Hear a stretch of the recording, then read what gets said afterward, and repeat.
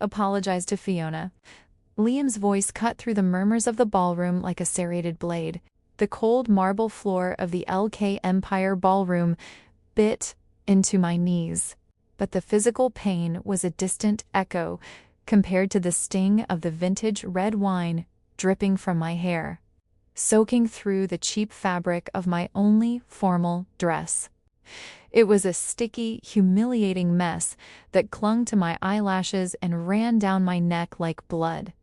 Around me, the city's elite billionaires, tech moguls, and socialites whispered behind crystal glasses. They looked at me as if I were a rat that had crawled out of the sewers into their pristine world. Standing directly above me was Fiona, my supposed best friend from our university days. She held an empty wine glass, her knuckles white, while her other hand was pressed to her chest in a theatrical display of horror.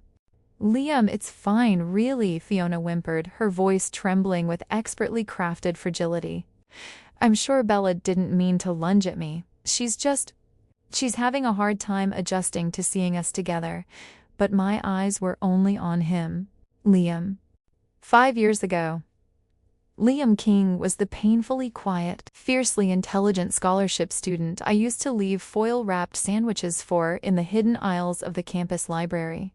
He was the boy who would walk me home in the freezing rain, holding his only broken umbrella entirely over me while his own shoulders got soaked. He was the boy I had loved with every fiber of my being. Now he was the ruthless 26-year-old CEO of the city's largest conglomerate. He stood before me in a bespoke midnight blue suit that probably cost more than my mother's yearly medical bills. His jawline was carved from granite, his posture unyielding, and he was looking at me with eyes so cold, so devoid of any human warmth, that they could freeze hell itself. "I didn't touch her," I choked out, my throat burning with unshed tears. "She tripped me, Liam. She poured the wine on herself and then shoved me." "It is CEO King to you," he snapped, taking a predatory step closer. The sheer, suffocating hatred radiating from him made me flinch backward. "I hired you out of pity. I knew your family went bankrupt, and I thought giving you a junior position was a charitable tax write-off. I didn't realize you were still the same vain, manipulative girl who plays with people's lives for sport." The breath left my lungs. I stared up at him, the lavish chandelier above blurring into a kaleidoscope of harsh light. What was he talking about? "Liam, please," I whispered, the desperation leaking into my voice. "Get out," he said, his voice dropping to a deadly, quiet register that silenced the entire room. "You're fired, and if you ever come within 100 feet of Fiona again, I will personally ensure you never find employment in this country. Security, escort her out." 2 massive men in black suits grabbed me by the arms, hauling me to my feet like a rag doll. As they dragged me away from the glittering lights and the hushed gasps, I looked back one last time. Liam had already turned his back on me, wrapping his suit jacket around Fiona's shoulders. I was tossed onto the wet pavement of the street outside, the cold autumn rain washing the spilled wine into the gutter. I sat there, shivering uncontrollably, my heart shattered into a million irreparable pieces. How did it come to this? It had started 3 months ago. My mother's kidney treatments had drained whatever was left of my family's savings after my father's business went under. The medical bills were piling up on our kitchen table, a mountain of final notices printed on glaring red paper. I was desperate. I applied to over 50 companies, fighting for any junior design position I could find. When I received the acceptance letter from LK Empira, massive tech and design firm that had seemingly risen out of nowhere to dominate the market, I cried tears of absolute relief. I didn't know LK stood for Liam King. I hadn't seen or heard from Liam since the spring of our senior year. Back then, we were inseparable. We spent hours in the library, our knees brushing under the small wooden tables. I remembered the exact smell of his worn-out hoodies, a mix of laundry soap, and the rain. I remembered the way his eyes would light up when he talked about the software he was coding. He was poor, incredibly so, working 3 night shifts just to afford his tuition. But to me, he was the center of the universe. And then, 1 week before graduation, he vanished. His phone was disconnected. His dorm room was cleared out. He didn't leave a note. He didn't say goodbye. He just excised me from his life as if the years we spent together meant absolutely nothing. When the private elevator doors opened on my first day at LK Empire, I had been clutching my portfolio, nervous but hopeful. The doors parted, and there he stood in the executive lobby, surrounded by board members and sycophants. Older, broader, terrifyingly powerful. My heart had soared into my throat. I dropped my portfolio, the sketches scattering across the polished floor. Liam? I had breathed out, the name tasting like a prayer I hadn't realized I was still reciting. I thought it was fate. I thought the universe had finally brought the boy I loved back to me. But when his dark eyes locked onto mine, there was no recognition, no warmth. There was only a visceral, terrifying disgust. He stepped over my sketches, not bothering to look down. "Cancel the new designer's desk," he ordered his head assistant, his voice echoing in the silent lobby. "Put her in the basement storage closet. It's fitting. And give her the West Side project data. If she doesn't have the 5-year projection manually sorted and modeled by tomorrow morning, throw her out." I was frozen. The West Side project was legendary in the industry. It was a graveyard of data, thousands of pages of unformatted code and structural blueprints. It was a task for an entire team, not one junior designer on her first day. "Liam, wait," I tried to say. But his bodyguards stepped in my path. For the next 10 weeks, LK Empire became my personal purgatory. Liam's cruelty was methodical. He didn't just ignore me. He went out of his way to humiliate me. He rejected every design I submitted, often tearing them to shreds in front of the entire executive board. "Is this the garbage you produce? I suppose you're used to relying on your looks rather than your brain, Miss Bella. But here, you actually have to work," he had mocked during a Tuesday pitch. He made me his personal errand girl, a sick power play to remind me of my place. One evening, during a torrential thunderstorm, he ordered me to walk 6 blocks to get a specific brand of artisan coffee. "No umbrellas," he had commanded, staring at his laptop screen. "They drip on the lobby floor." I walked in the freezing rain. When I returned, soaked to the bone, my teeth chattering violently, I placed the cup on his mahogany desk. He didn't even look up. He picked up the cup, held it for 3 seconds, and dropped it straight into his wastebasket. "Too cold," he muttered. "Go back to your closet." I endured it. I swallowed my pride, bit my tongue until it bled, and worked 20-hour shifts because every paycheck kept my mother's dialysis machine running. But every glare, every sneer, every cruel command chipped away at my soul. I couldn't understand what I had done. Why did the boy who once gently bandaged a paper cut on my finger now look at me like I was the dirt beneath his custom leather shoes? The answer arrived on a Tuesday, wearing a blood-red Chanel dress. Fiona. I was standing by the photocopier in the break room when she sauntered in, her heels clicking ominously against the tiles.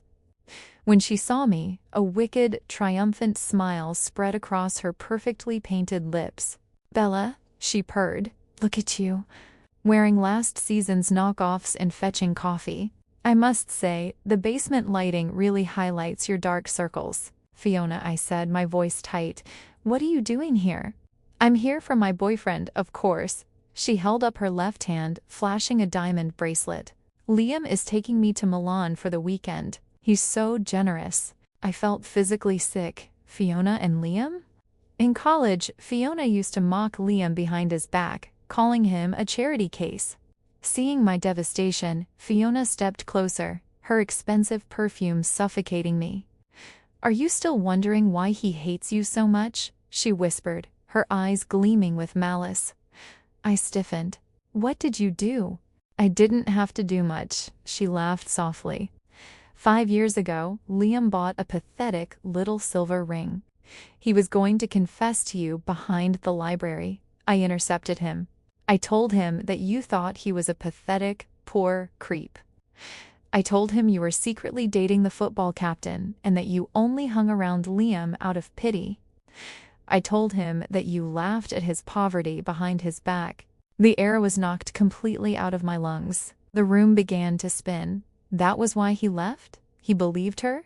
You're a monster, I gasped, stepping back. I'm a winner, Fiona corrected coldly. He left the country broken-hearted, and when he came back a billionaire, I was the one waiting with open arms to comfort him. He built this entire empire just to prove he was better than the girl who broke his heart. He built it to crush you, and he has. So, give up, Bella, quit. Before I make him destroy whatever is left of your pathetic life. Before I could even process the magnitude of the betrayal, Fiona set her final trap. 2 days later, the blueprints for LK Empire's highly classified flagship AI processor were leaked to a rival firm. I was at my makeshift desk in the basement when 3 security guards dragged me out by my arms. They marched me into the private executive elevator and hauled me straight to the rooftop garden. It was pouring rain. The sky was the color of bruised iron. Liam stood by the edge of the roof, the wind whipping his dark hair. At his feet was my handbag, entirely emptied out. Resting on top of my wallet and keys was a USB drive containing the leaked blueprints. Fiona found this tucked inside the lining of your bag, Liam said. His voice wasn't yelling. It was dangerously, chillingly quiet, the sound of a man who had finally confirmed his worst fears. I didn't do it, I said, my voice shaking. Liam, I swear to you, I have never seen that drive before in my life. Fiona planted it. Always blaming someone else, he sneered, finally turning to face me. The pain in his eyes was so raw, so violently angry, it made me physically step back. Is there no limit to how low you'll go for a paycheck? Was your love always for sale, Bella? Or just to the highest bidder? The words hit me harder than a physical blow. The fever I had been fighting off for a week, a consequence of the nights spent freezing in the basement, suddenly flared, making the skyline blur around the edges. You think my love was for sale? I screamed back, the pent-up agony of 5 years finally exploding out of my chest. I didn't care about the job anymore. I didn't care about his money or his power. I loved you, Liam. I loved the boy who had holes in his shoes and stayed up all night coding on a broken laptop. I would have lived in a cardboard box with you if you had just asked. Stop lying, he roared, the ice finally cracking, revealing the devastated 21-year-old boy beneath the billionaire armor. You laughed at me. You told Fiona I disgusted you. I never said that. I waited for you. I sobbed, the rain mixing with my tears, blinding me entirely. I waited by the library every single day for a month. You abandoned me. You let a snake poison your mind, and you didn't even have the decency to ask me if it was true.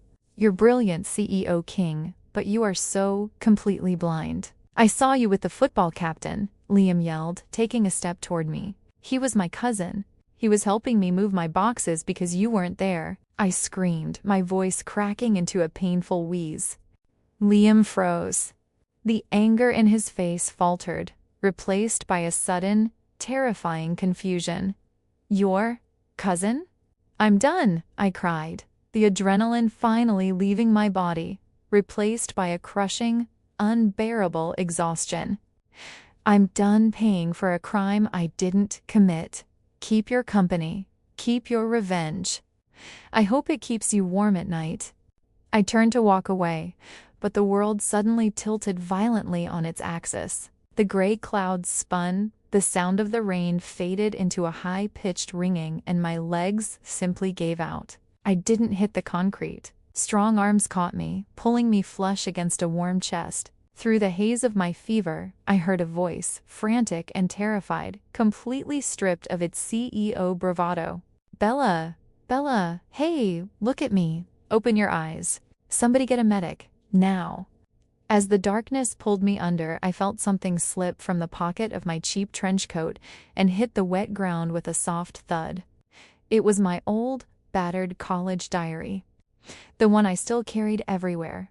I woke up to the sharp, sterile smell of antiseptic and the slow, rhythmic beeping of a heart monitor.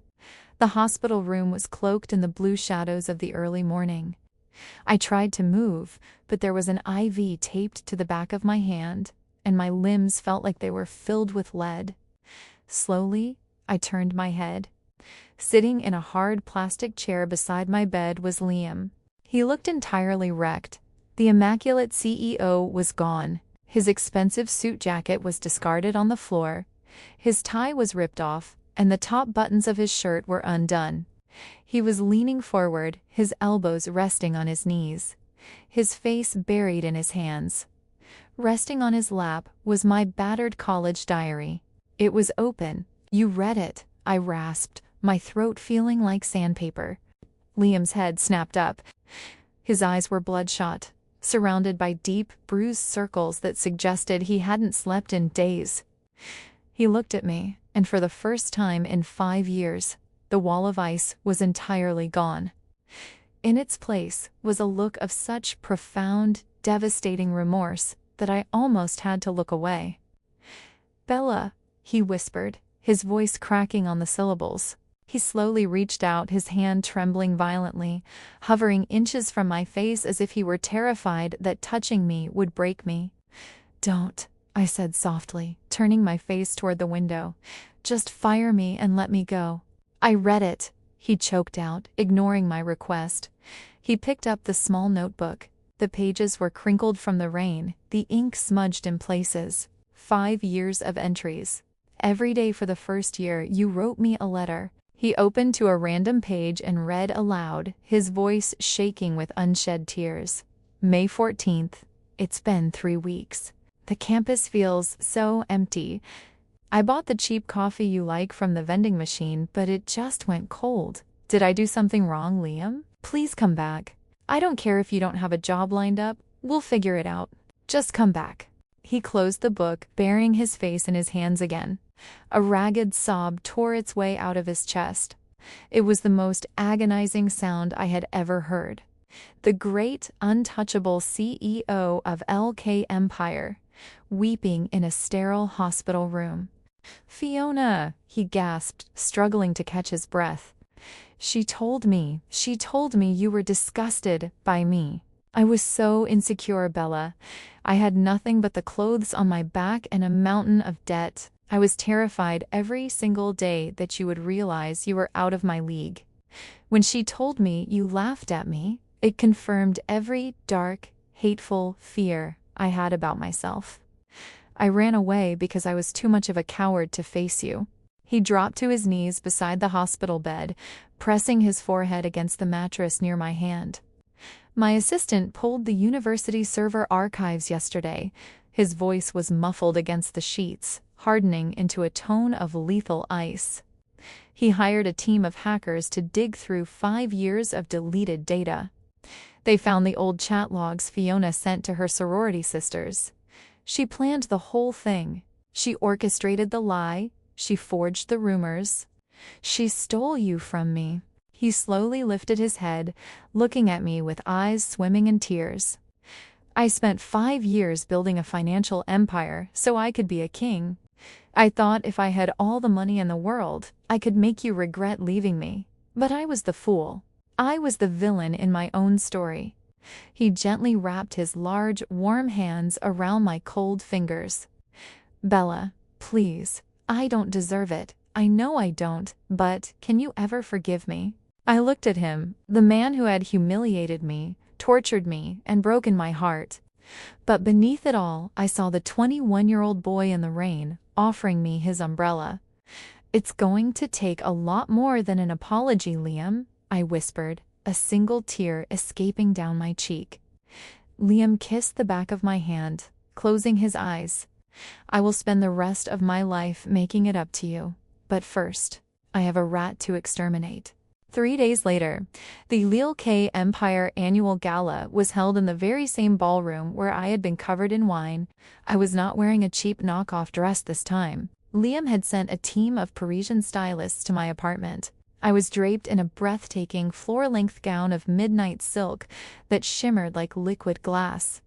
A delicate diamond necklace rested against my collarbone. I stood perfectly still in the shadows of the grand staircase, watching the room below. The ballroom was packed with the press, investors, and the city's highest socialites. At the center of the stage stood Fiona, radiating smug triumph.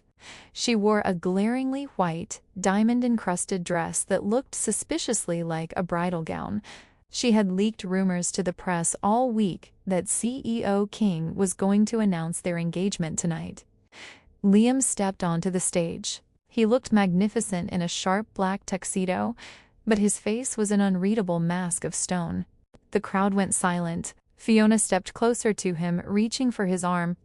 Liam smoothly stepped away, leaving her grasping at empty air. "Ladies and gentlemen," Liam spoke into the microphone, his voice echoing off the vaulted ceilings. "Tonight, I was supposed to make an announcement regarding the future of LK Empire. Specifically, regarding the people I choose to keep in my inner circle." Fiona beamed, looking out at the flashing cameras. "For years I believed a lie," Liam continued, his voice dropping into a deadly velvet cadence. "A lie engineered by a parasite who wanted to climb her way to the top by destroying the only pure thing in my life." Fiona's smile faltered. She looked at Liam, confusion knitting her brow. "Liam, what are you?" "Roll the tape," Liam commanded.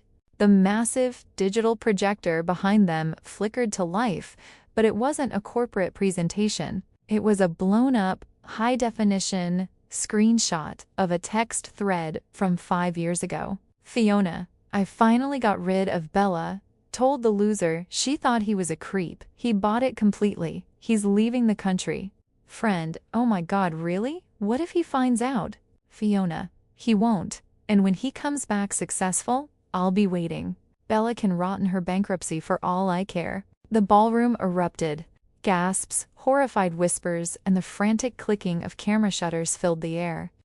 Fiona turned ashen. All the color drained from her face as she stared at her own words, displayed 20 feet high for the entire city to see. "Wait! No!" Fiona shrieked, panic clawing at her throat. She lunged for the microphone. "This is fake. This is I generated. Liam, someone hacked you." The screen flashed again. This time, it was security footage from the LK Empire Executive Office, dated a few weeks ago. It showed Fiona clearly slipping into Liam's office, downloading the classified West Side Project blueprints onto a USB drive, and then slipping it into my handbag. "You didn't just lie to me, Fiona," Liam said, turning to face her. The disgust in his eyes was absolute. "You committed corporate espionage. You framed an innocent employee. You tried to ruin the life of the woman I love. Liam, please." Fiona sobbed, falling to her knees on the stage, the diamonds on her dress glittering mockingly in the stage lights. Her socialite facade had completely crumbled into dust. "I did it because I loved you. She didn't deserve you. You don't know what love is." Liam spat. He gestured to the back of the room. "Security." 4 imposing guards marched onto the stage. "Escort Miss Fiona off the premises," Liam ordered, his voice echoing with absolute authority, "and notify our legal team. We are pressing charges for espionage, theft, and defamation. Freeze all her assets. I want her bankrupt and behind bars by morning." Fiona screamed, a wretched, guttural sound as the guards grabbed her under the arms and dragged her off the stage. She kicked and thrashed, her perfect hair unraveling, her makeup running down her face in dark, ugly streaks. The city's elite watched in stunned, morbid fascination as the future Mrs. King was physically tossed out into the cold night. Total ruin. Complete, undeniable satisfaction. The murmurs in the ballroom reached a fever pitch, but Liam ignored them all. He handed the microphone to his assistant and walked down the steps of the stage. The crowd parted for him like the Red Sea. He didn't look at the billionaires, the politicians, or the flashing cameras. He walked straight toward the grand staircase, toward the shadows where I stood. As he approached, I stepped out into the light. The entire ballroom drew a collective breath. Liam stopped right in front of me. The cold, ruthless CEO melted away, leaving only the boy who had loved me in the rain. Slowly, deliberately, in front of the entire city's elite, he dropped to one knee on the marble floor. The room went dead silent. He reached into his tuxedo pocket. He didn't pull out a massive, multi-million-dollar diamond ring. He pulled out a small, cheap, beautifully tarnished silver band. It was the ring he had bought with his first paycheck from his night shifts 5 years ago. The one he never got to give me. "I built an empire," Liam said, his voice thick with raw emotion. Loud enough for the silence to carry his words to every corner of the room. "Because I thought it was the only way I would ever be worthy of standing in your world. I thought power and money could fill the hole you left in my chest." He looked up at me, his dark eyes shining with tears. "I was a fool. I have everything the world can offer, Bella, but without you, I am absolutely nothing." He held the small silver ring up to me. "I am so sorry I didn't trust you. I am so sorry I let my pride hurt you. Please, give me the rest of my life to prove that I am worthy of the girl who waited for me in the library." My heart hammered against my ribs. The pain of the last 5 years, the cruelty of the last few months, it was all washed away by the raw, desperate sincerity in his eyes. I looked at the silver ring, a symbol of the boy he was, held by the man he had become. I smiled, a real, genuine smile that reached my eyes for the first time in years.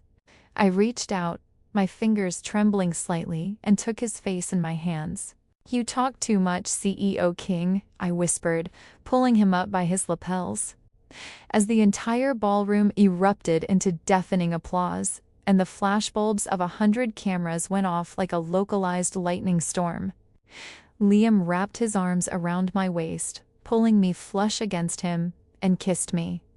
It wasn't a cold, bitter reunion, it was a promise. The storm was finally over, and the boy with the umbrella had finally come home.